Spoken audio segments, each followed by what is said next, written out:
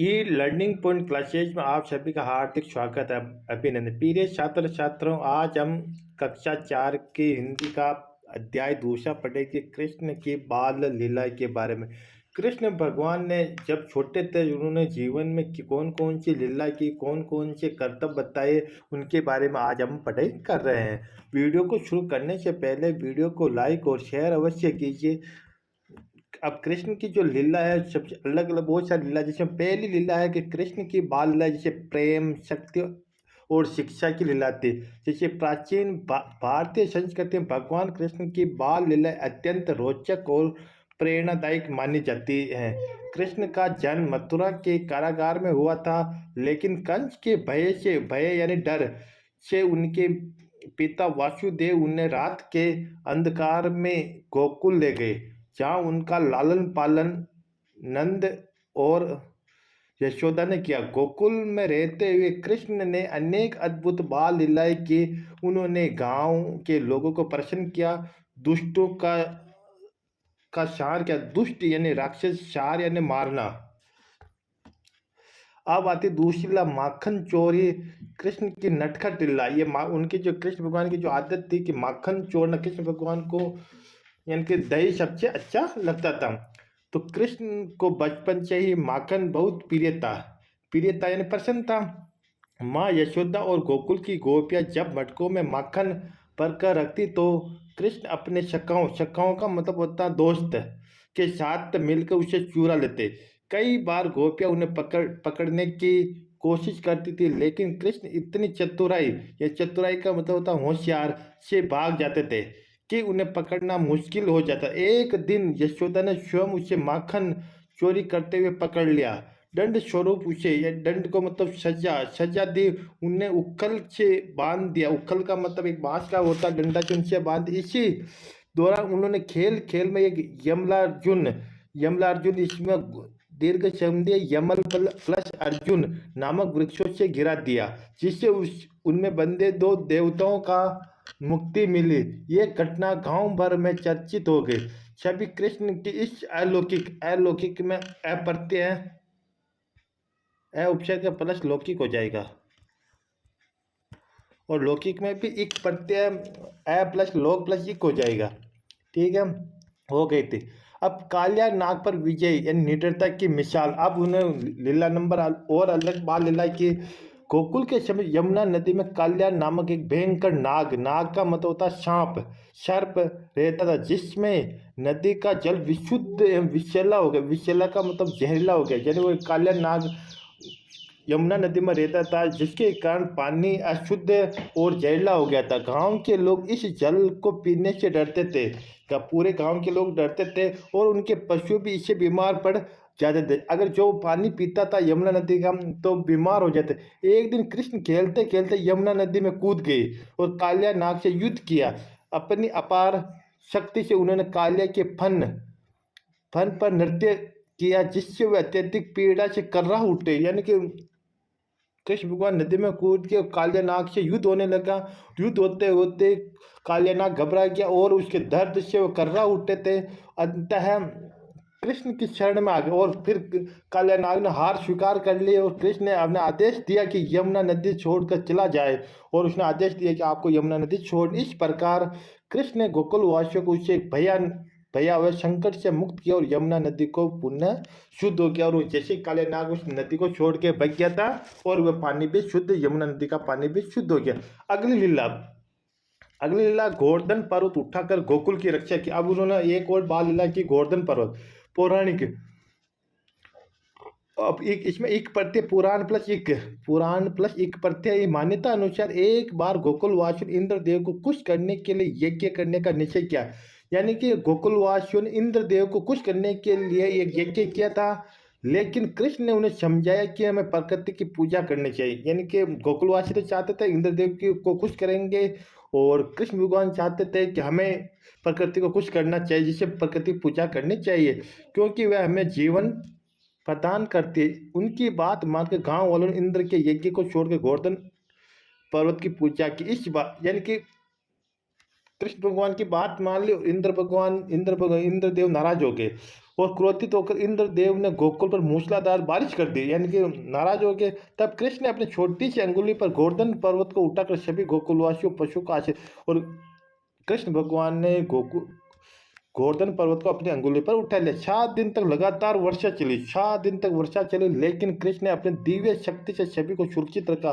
किसी को गोकुलवासियों कोई भी नुकसान नहीं हुआ, कृष्ण भगवान ने उठा के रखा था। अंत इंद्रदेव अपनी भूल का एहसास हुआ, इंद्रदेव भी घबरा गए और एहसास होने लगा कि मेरे से बड़ा कृष्ण भगवान, उसे उसे हार स्वीकार की और कृष्ण भगवान से क्षमा मांगी। इस घटना के बाद गोवर्धन पूजा की परंपरा आरंभ हुई, जो आज भी अनवरत अनवरत का मतलब लगातार जारी है। अब उनकी एक बाल लीला और आती, पूतना का वध। बाल कृष्ण की शक्ति, यानी कि एक पूतना भी एक राक्षस थी जो कि पूरे गोकुलवासियों को परेशान करती थी। उन्होंने फिर कृष्ण भगवान ने उनको भी मार गिराया।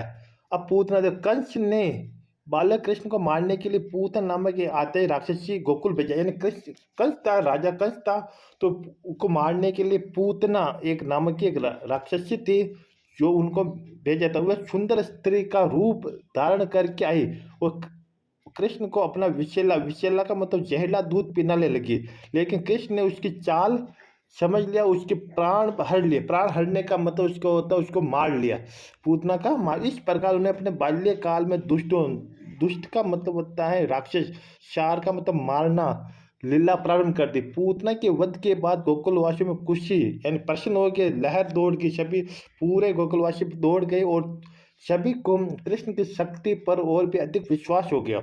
यह घटना दर्शाती कृष्ण की बाल्यावस्था से भी अपने भक्तों की रक्षा करने के लिए सदैव तत्पर, तत्पर का मतलब होता है तैयार, हमेशा वो तैयार रहते थे कृष्ण भगवान। एक और आती है उनकी बाल लीला, कृष्ण की बाल लीलाओं से मिलने वाली शिक्षा। अब हम जो कृष्ण भगवान ने जो बाल लीला की, उनसे हमें क्या क्या शिक्षा मिलती है कि कृष्ण की बाल लीलाएं केवल मनोरंजन का विषय नहीं है, बल्कि इनमें से गहरी शिक्षाएं भी छिपी है। वह हमें बताते हैं कि सच्ची भक्ति, निडरता, निष्ठा से हर समय का समाधान संभव है।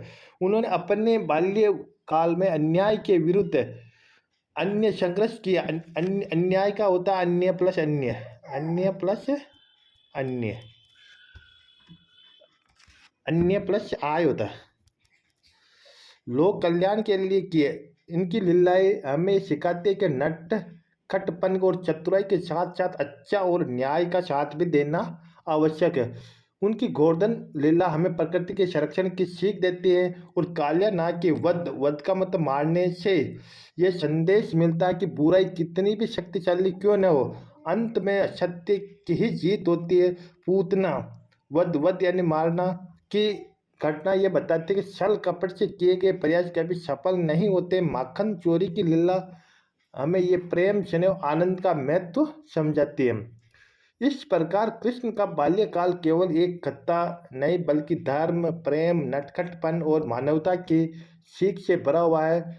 उनकी लीलाएं आज भी जन जन के हृदय में प्रेरणा का स्रोत बनी हुई। अब हम इस पाठ के अभ्यास प्रश्नोत्तरी करते हैं। अभ्यास प्रश्नोत्तरी, आओ बातचीत है। पहला प्रश्न है, कृष्ण की कौन सी बाला आपको सबसे अधिक रोचक लगी है? तो काल्या नाग पर विजय प्राप्त, काल्या नाग पर विजय प्राप्त कर ली, यानी कि कृष्ण भगवान ने काल्या नाग को मार करके और यमुना नदी के जल को शुद्ध कर दिया। दूसरा क्वेश्चन, यदि आपको कृष्ण के साथ खेलना होता तो आप कौन सा खेल खेलते और क्यों? तो हमें माखन चोर, कृष्ण, नटखट लीला, और क्योंकि मुझे भी माखन बहुत अच्छा लगता है। प्रश्न नंबर 3 है, गोवर्धन पर्वत उठाने की घटना से हमें क्या शिक्षा मिलती है? जीवन में कभी अहंकार नहीं करना चाहिए। प्रश्न नंबर 2, कक्षा में 2 समूह बनाकर चर्चा करें कि आज के समय में कृष्ण होते तो किन किन समस्याओं का हल निकालते। तो इसका उत्तर रहेगा, नारी का अपमान नहीं होता, शांति कायम रहती, सभी व्यक्ति आपस में मिलजुल कर रहते। ये कृष्ण भगवान के साथ उन्होंने ये कार्य किया था। नेक्स्ट क्वेश्चन करते हैं। तो सोचो और लिखो। अब आगे हम क्या वाला विकल्पात्मक प्रश्न है, सही उत्तर आपको चुनना। जिसमें पहला प्रश्न है, कृष्ण को बचपन में सबसे ज्यादा क्या पसंद था? इसका ऑप्शन नंबर ब माखन पसंद था, तो यहाँ पर आपका ब हो जाएगा। प्रश्न नंबर 2, कालिया नाग कहाँ रहता था? कालिया नाग यमुना नदी में, इसका भी ऑप्शन है आपका ब है। अब आपको मिलान करनी है कि मिलान करें, जिसमें है माखन चोरी। अब माखन चोरी करते हुए यशोदा ने पकड़ लिया, तो ये आपका ऑप्शन नंबर इसका हो जाएगा, मिलान हो जाएगी। अब दूसरा, पूतना का वध कृष्ण ने छल को हराया। कृष्ण ने छल को, यानी कि पूतना उनके साथ छल कपट कर रही थी, तो कृष्ण भगवान उसको हरा दिया।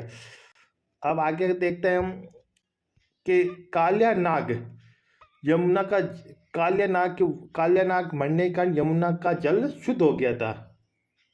नेक्स्ट आगे गोवर्धन पूजा, कृष्ण इंद्रदेव क्रोधित हो गए, गोवर्धन पूजा से इंद्रदेव को क्रोधित हो गया, गुस्सा आ गया था। अब आते हैं रिश्तान भरे, इन रिश्तानों की पूर्ति हमें करनी है। जैसे पहला प्रश्न, कृष्ण का जन्म मथुरा में हुआ था। मथुरा में कृष्ण का जन्म हुआ था। प्रश्न नंबर 2, कि गोकुल में कृष्ण का लालन पालन नंद और यशोदा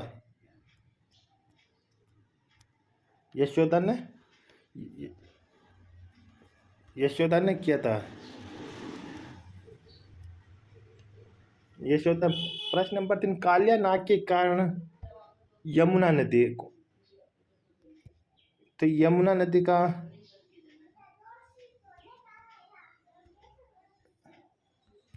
तो यहाँ पर यमुना आएगा, यमुना। प्रश्न नंबर 3 है, चौथा, इंद्रदेव ने गोकुल वासियों पर मूसलाधार वर्षा कर दी, तो इसमें मूसलाधार आएगा, मूसलाधार।